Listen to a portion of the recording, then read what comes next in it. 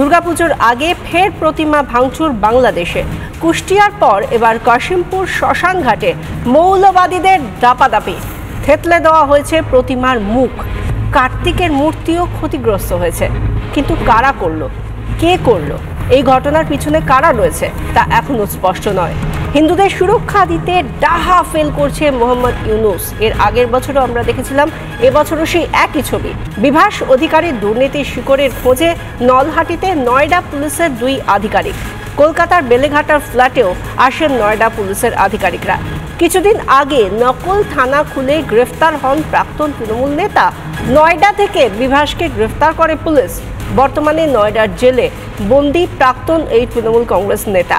সেই তদন্তে এবার রাজ্যে নয়ডা পুলিশ। জলপাইগুড়িতে পঞ্চায়েত প্রধানদের নিয়ে বিডিও দফতরে বিক্ষোভ তৃণমূল নেতার।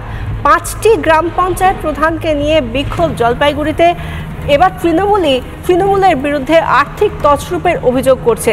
প্রচুর টাকা এসেছে, কিন্তু তা জনহিতে কাজে লাগছে না, বরং অন্যান্য ক্ষেত্রে তছরূপ হচ্ছে, আর্থিক বেনিয়ম হচ্ছে। কারা সেই টাকা উড়িয়ে দিচ্ছে, কারা সেই টাকা চুরি করছে, এই নিয়ে রীতিমতো খণ্ডযুদ্ধ জলপাইগুড়িতে। তৃণমূল বনাম তৃণমূল।